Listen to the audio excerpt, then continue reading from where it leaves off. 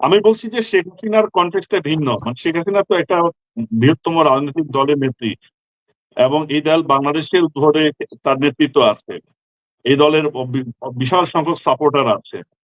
তো এই ধরনের দলটি যে একটা আন্দোলনের মধ্যে দিয়ে ভেনিশ হয়ে যাবে বা সে রাজনৈতিক ভবিষ্যৎ যে অস্তিত্বহীন হয়ে যাবে, এমনটা কতটা ভাবাটা কতটা সঠিক? মানে আমরা যে আর্থ সামাজিক প্রেক্ষাপট, রাজনৈতিক প্রেক্ষাপট বিবেচনা করি, তাহলে আপাতত সময় নিয়ে ভবিষ্যতে এই দলটি আবার ফিরে আসতে পারে, রাজনীতিতে শেষ বলে কোনো কথা নেই, এমনটাও অনেকে বলছেন।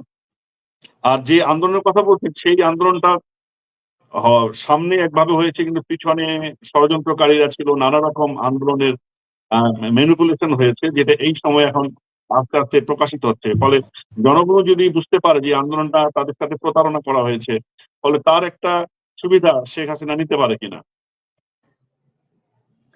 এখানে আপনার আর একটা ডায়নামিক্স দেখতে হবে।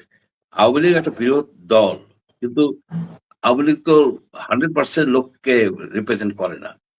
ধরা হয় একটা বলপ্রাক ফিগার হচ্ছে যে 30% মতো জনগণ আওয়ামী লীগের ফলোয়ার কিংবা আওয়ামী লীগকে সাপোর্ট করে। বাকি 70% তো আওয়ামী লীগের সাপোর্ট করে না। যেমন জামাত বলেন, বিএনপি বলেন, এনসিপি বলেন, এরা তো আওয়ামী লীগের সাপোর্ট করে না। এখন ঘটনা হচ্ছে যে দুইটা গ্রুপই এই 30% 70% এক্সট্রিমে চলে গেছে। এক্সট্রিমে এটা একটা রাজনৈতিক বিরোধ আর নাই, এটা হচ্ছে যে একেবারে খুনোখুনি পর্যায়ে চলে গেছে। যেমন ধরেন এই যে কয়েকদিন আগে কাদের সাহেব, আপনার জেনারেল সেক্রেটারি, উনি বলেন চোখের বদলে চোখ নেব, রক্তের বদলে রক্ত নেব, প্রতিহিংসা আমরা আমরা প্রতি হিংসা কায়েম কি এই ধরনের একটা কথা উনি তো জটিল বাংলা বলেন, যেটা আমরা অনেক সময় বুঝতে পারি না। অর্থাৎ উনি আইসা মাইট ধৈর্য করবে, খুন খারাপি করবে। যখন এই ধরনের স্টেটমেন্ট আসে একটা পার্টির আপনার জেনারেল সেক্রেটারির কাছ থেকে, সেটা অফিসিয়াল। তো সুতরাং আওয়ামী লীগ আসবে আর এই 70% লোক দলে দলে জবাই হয়ে যাবে, তা তো না, তারা প্রতিহত করবে। সুতরাং এখানে ব্যাপক একটা গন্ডগোলের আছে। শেখ হাসিনা যদি আসেন তাহলে দেশের ভিতর অস্থিতিশীল পরিস্থিতি সৃষ্টি হবে, কিন্তু এই না যে এই ক্ষমতা দখল করতে পারবে। এখানে আরেকটা জিনিস দেখেন যে প্রায়শই বলা হচ্ছে যে সেনাবাহিনীর প্রধান বিশ্বাসঘাতকতা করছে সে মির্জাফর। প্রায়শই আমি শুনি যে যারা বিদেশে আছেন আওয়ামী লীগের নেতারা বক্তব্য দেন। এখন সেনাবাহিনী কি চাইবে যে শেখ হাসিনা আসুক, ক্ষমতায় আসুক? এবং যদি শেখ হাসিনা আসে, সে যদি ক্ষমতা গ্রহণ করতে না পারে, তাহলে তো সে জেলেই থাকবে, সে তো আর ওপেন রাজনীতি করতে পারবে না। এই সবকিছু যদি আপনি ডায়নামিক্সটা মিলান, তাহলে শেখ হাসিনার আসার সম্ভাবনা খুব কম। এবং অতীতেও আপনার অন্যান্য কান্ট্রিতে যেমন আসতে পারে নাই, বলবেন যে কনটেক্সট ভিন্ন, ডেফিনেটলি কনটেক্সট ভিন্ন, কিন্তু ক্ষমতার যে পাওয়ার ডায়নামিক্স সেটা তো সেম। জি, ক্ষমতার পাওয়ার ডাইনামিক্স আপনি বলছেন। আমাদের মতো রাষ্ট্রগুলো, তৃতীয় বিশ্ব যদি নাও বলি, যে দুর্বল রাষ্ট্রগুলো ভূ রাজনৈতিক ভাবে ব্যবহৃত হয়, এবং এর পিছনে বিশ্ব শক্তি থাকে, ডিপ স্টেট থাকে, এবং এই রাষ্ট্রগুলো কোনো না কোনো ভাবে তার একটা বলয় বা এক ধরনের আশীর্বাদ নিয়ে চলে, বা দেশের রাজনীতিও তাই। তো সেক্ষেত্রে যদি এমন হয় যে শেখ হাসিনার সাথে এক ধরনের বোঝাপড়া বা সমঝোতা হলো, হ্যাঁ, কোনো যে প্রভাবশালী দেশে, তাহলে সেটি এই যে পাওয়ার পাওয়ার ডাইনামিক্স কে কি পরিবর্তন করতে পারে কিনা।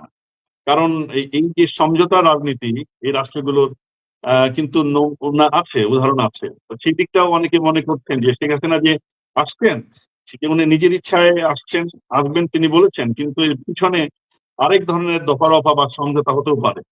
এবং তারেক রহমান তিনি কিন্তু 17 বছর এক্সাইলে ছিলেন, তার বিরুদ্ধেও কিন্তু নানা রকম মামলা ছিল, কিন্তু তারেক রহমানকে কিন্তু এখন মানুষ বরণ করে প্রধানমন্ত্রী বানিয়েছে।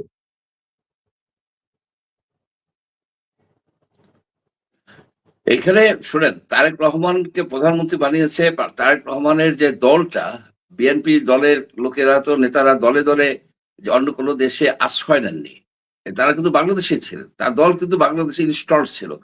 কিন্তু এই মুহূর্তে বাংলাদেশ আওয়ামী লীগের বেশিরভাগ নেতারাই আপনার হয় আত্মগোপনে গেছেন, কেউ জেলে আছেন, কেউ নিশ্চুপ হয়ে গেছেন, চুপচাপ হয়ে গেছেন, কেউ বিদেশে আছেন।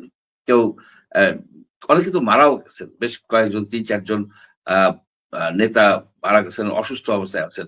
সুতরাং পার্টিটার সাংগঠনিক অবস্থা কিন্তু খুব একটা ভালো অবস্থায় নাই, এবং যেটা দিয়ে তারা একটা আন্দোলন গড়ে তুলতে পারবে। এবং আবেগ একটা বিষয় আছে, আমি এটা বুঝি যে বাংলাদেশের যারা আওয়ামী লীগের সমর্থক যারা, তাদের কিন্তু শেখ হাসিনার প্রতি একটা আবেগ আছে, এবং শেখ হাসিনাকে তারা বেশিরভাগ আওয়ামী লীগের বেশিরভাগ কি সবাই তাকে তারা সাপোর্ট করে। কিন্তু এই যে সাপোর্টটা করে, এই সাপোর্টটাকে ক্ষমতায় যাওয়ার বাস্তবায়িত করাটা কি এক কিনা, একটা আবেগ একটা আছে, কিন্তু সেটাকে মনি ভাই, বাস্তবে মানে তাকে শেখ হাসিনা দেশে ফিরেই যে ক্ষমতা চেয়ারে বসবেন বা এখানে যে ক্ষমতার পালাবদল ঘটবে, ভোটে যে তিনি আসবেন, ব্যাপারটা কিন্তু তেমন না। শেখ হাসিনা নিজেও বলেছেন যে আমি যাব এবং আদালত আত্মসমর্পণ করব আমার সিনিয়র নেতাদের নিয়ে। তার মানে তিনি এখানে যে একটা প্রসেস চলছে, তার বিচারিক প্রসেস, সেটিকে তিনি মেনে নিয়েই কিন্তু আসছেন। কিন্তু তার উপরে ফাঁসি রায় আছে। অনেকে বলছেন যে ফাঁসির রায়ের আপিল হবে, আপিলে সেটা ফাঁসি, তার শাস্তি কমিয়ে আসতে পারে, মেয়াদ কমিয়ে আসতে পারে, অর্থাৎ তিনি জেলে থাকবেন। তো এই শীর্ষ নেতাদের এই ধরনের পরিস্থিতিতে জেলে থাকতে হয়, এটা তাদের ভাগ্যের নিয়তি। এর আগেও শেখ হাসিনা জেলে ছিলেন, সে কথা তিনি নিজে স্মরণ করে দিচ্ছেন। তার মানে তিনি ক্ষমতায় সরাসরি আসছেন না, কিন্তু তার রাজনীতিতে এখন যে পরিস্থিতিটা চলছে, তার দলকে রাজনীতি করতে দেওয়া হচ্ছে না, মাঠে দাঁড়াতে দেওয়া হচ্ছে না। সামনে হয়তো বিচারিক প্রক্রিয়ায় দলকে স্থায়ীভাবে নিষিদ্ধের এক ধরনের আলাপ চলছে। তিনি যদি এসে পড়েন এবং তিনি যদি জেলকে বরণ করেন, সেটাও তার এক ধরনের রাজনৈতিক বিজয় হবে কিনা, বা রাজনীতিতে ফেরা হবে কিনা। রাজনীতি মানে তো সবসময় ক্ষমতা নয়। তো উনি তো ডেফিনেটলি জানেন যে বাংলাদেশের বিচার ব্যবস্থা কতটা সরকার দ্বারা প্রভাবিত হতে পারে। এটা যদি উনি না বুঝেন, তাহলে তো ভুল করবেন। এটা সম্পূর্ণ পলিটিক্যাল ডিসিশনের উপরে নির্ভর করবে। শেখ হাসিনা আসলে তাকে কি ফাঁসি দেওয়া হবে নাকি যাবজ্জীবন করা হবে, এগুলি তো আপনার পলিটিক্যাল ডিসিশন হবে, এবং ইন্টারন্যাশনালও একটা বিষয় থাকবে। তবে আমার ধারণা যে এই বর্তমান যুগে একজন বয়স্ক মহিলাকে ফাঁসি দেওয়াটা সহজ না। এটা দেশে বিদেশে প্রচুর এর বিরুদ্ধে কথা উঠবে। এটা হয়তো হবে না। কিন্তু যেটার জন্য উনি আসবেন, যে এই এদেশে রাজনীতি করার জন্য, সেই পরিবেশ কি আছে বাংলাদেশে? বাংলাদেশে সেই পরিবেশ তো নাই। এখানে কি সেই রকম আইনের শাসন আছে? এখানে কি আপনার সেই বাক স্বাধীনতা সেরকম কি আছে বর্তমানে? এটা তো আপনার কিছু একটা বললে অ্যা উ আপনার এই মব করতে চায়, গালাগালি করে, ব্যাপকভাবে গালাগালি করা হয়। এটাও পরিবেশ তো নষ্ট হয়ে গেছে। সেই নষ্ট পরিবেশে এসে যদি উনি একটা সুস্থ রাজনীতি করার কথা চিন্তা করেন, সেটাও, এবং ব্যাপক সংখ্যক লোক তো উনাদের উপরে ক্ষিপ্ত। ক্ষিপ্ত কেন? শুধু আমরা জিনিসটা দেখি ওই প্রিজমের মাধ্যমে, যে জুলাই এবং সো কল্ড ৩৬শে জুলাই, ৩৬ দিনের, কিন্তু তার আগেও তো অনেক ঘটনা আছে। আপনার যেমন অনেক লোক গুম হয়ে গেছে, খুন হয়ে গেছে। এই যে ইলিয়াস আলীর কথা আমরা শুনতেছি। এই যে ইলিয়াস আলী আহ, এর গুম হয়ে গেছে, তারপর অথচ তাকে মেরে ফেলানো হয়েছে। রাইট? এরকম তো একটা কাহিনী না, আপনার বহু কাহিনী আছে। তো সেগুলিকে তার তো অ্যাকাউন্টেবিলিটি থাকতে হবে, যে এগুলি কেন করা হয়েছে। সেগুলি তো এই না করে সে যদি বলে যে ষড়যন্ত্র হয়েছে, ইউনূস সাহেব ষড়যন্ত্র করছে, লক্ষ লক্ষ লোক তো ইউনূস সাহেবের মতো একটা বৃদ্ধ লোক রাস্তায় নামাইতে পারে না। এই জিনিসটাও তো আপনার বুঝতে হবে, যে ইউনূস সাহেবের মতো একটা, যখন আন্দোলন হচ্ছিল, ইউনূস সাহেব সেই অলিম্পিক খেলতেছিল। অলিম্পিকে কি করে যেন উনি এই প্যারিসে বসে। আসল কথা হচ্ছে যে মানুষ ক্ষিপ্ত হয়ে গেছিল, এই জিনিসটাকে মেনে নেন না কেন? এই জিনিসটা, এটাকে শুধু বিএনপি না, শুধু জামাত না, শিবির না, সব দলের লোকই কিছু না কিছু, এমনকি ছাত্রলীগের অনেক ছেলে তো এই আন্দোলনে জয়েন করছে। কারণটা হলো যে বহু লোকে আপনার বিভিন্ন ভাবে হেনস্থা করা হয়েছে, জমি দখল করে নেওয়া হয়েছে, বাড়ি থেকে উৎখাত করে দেওয়া হয়েছে, বিভিন্ন মামলায় দেওয়া হয়েছে, 450 মামলা হয়েছে। আপনার বিএনপির কোন ভালো, মানে একটু বড় ধরনের নেতার নামে 10-20টা মামলা হয়নি? তারা কি সহজে এটা ভুলবে? তারা কি সহজে এটা ছেড়ে দিবে? সুতরাং এখানে শেখ হাসিনা আইসা, এবং সে যে আসবে, তার এমপিরা কি তার এলাকায় যেতে পারবে? এটা আপনি একটু চিন্তা করেন, যে আপনার যে এলাকা মনে করেন যেখানে, সেখানে যে এমপি যে ছিল আওয়ামী লীগের, সে হয়তো জেলে নাহলে পলাতক, না ইন্ডিয়ায়, সে কি ওইখানে আসা সুস্থভাবে রাজনীতি করতে পারবে?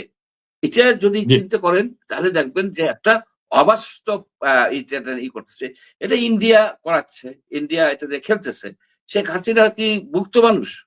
সে যে এখানে আসবে, ইন্ডিয়া কি তাকে আসতে দেবে? ইন্ডিয়া তাকে আসতে দেবে না। ইন্ডিয়া তার পক্ষে আসা সম্ভব না। সে কেন আসতে দিবে না লেন্দুক দর্জি হয়ে মানে কেন ইন্ডিয়া কেন শেখ হাসিনাকে তার দেশে ফিরতে চাইলে ফিরতে দেবে না?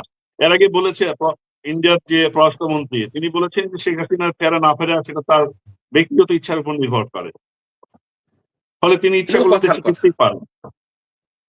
এটা হচ্ছে কথার কথা। শেখ হাসিনা এখানে এসে যদি আপনার মবের শিকার হয়, যে সে যদি খুন হয়ে যায়, তখন ভারতের একটা পুরো দায়বদ্ধতা আসবে যে শেখ হাসিনা ভারতের জন্য অনেক কিছু করছে, তাকে ট্রানজিট দিছে, এটা দিছে, সেটা দিছে, বহুত কিছু ই করছে। এখন তাকে যদি সে নিরাপত্তা না দিতে পারে, বাংলাদেশের মধ্যে ইন্ডিয়া শেখ হাসিনাকে কিভাবে নিরাপত্তা দেবে? এটা কি জেট ফোর্স, ওই যে জেট ক্যাটাগরির সিকিউরিটি দিবে নাকি? এটা সম্ভব নাকি? এটা সম্ভব না। শেখ হাসিনার এই কথাগুলি দিয়ে বাংলাদেশকে ইন্ডিয়া একটু চাপের মধ্যে রাখে। শেখ হাসিনা আমি যেটা বললাম আপনাকে, মানে যদি দেখা যায় একটা আন্তর্জাতিক একটা সমঝোতা বা অ্যারেঞ্জমেন্ট থাকে, এটা বোঝাপড়া থাকে শেখ হাসিনার সাথে, হ্যাঁ, তার ফেরা নিয়ে, এবং বাংলাদেশের যে ক্ষমতার যে রাজনীতি, সেখানে যদি এক ধরনের সম্পর্ক বোঝাপড়া থাকে, তাহলে তার ফেরাটা সম্ভব কিনা। মানে আপনি যে পরিবেশ দেখছি, সেই পরিবেশটা অনুকূলে এসেও যেতে পারে শেখ হাসিনার জন্য, অন্তরকে ফেরার মতো। শেখ হাসিনার সাথে দেখেন, শেখ হাসিনার সাথে কোন দেশের লোকজনের এখন ভালো উঠা বসা আছে? তার জন্য স্টেটমেন্ট দিছে কে? কেউ স্টেটমেন্ট দিছে? কোন একটা ইউরোপিয়ান ইউনিয়ন, জাপান বলেন, অস্ট্রেলিয়া বলেন, রাশিয়া বলেন, চীন বলেন, শুধুমাত্র ভারতের সাথে স্পেশাল একটা রিলেশনশিপ। এখন আমরা যেটা ভাবি, মনে করি যে আন্তর্জাতিক যে রাষ্ট্রগুলি, এগুলি মনে হয় শেখ হাসিনাকে নিয়ে, আওয়ামী লীগ নিয়ে পড়ে আছে। তাদের বাংলাদেশের যতটুকু ইন্টারেস্ট, সেটা যদি বিএনপি কে দ্বারা হাসিল হয়, তারা সেটা করবে। যদি জামাত দ্বারা হাসিল হয়, তারা জামাত কি করবে। আমরা একটু বেশি মনে করি কি যে ওই আওয়ামী লীগের জন্য তারা অনেক কিছু করবে, কি করছে তারা? তারা কিছুই করে নাই।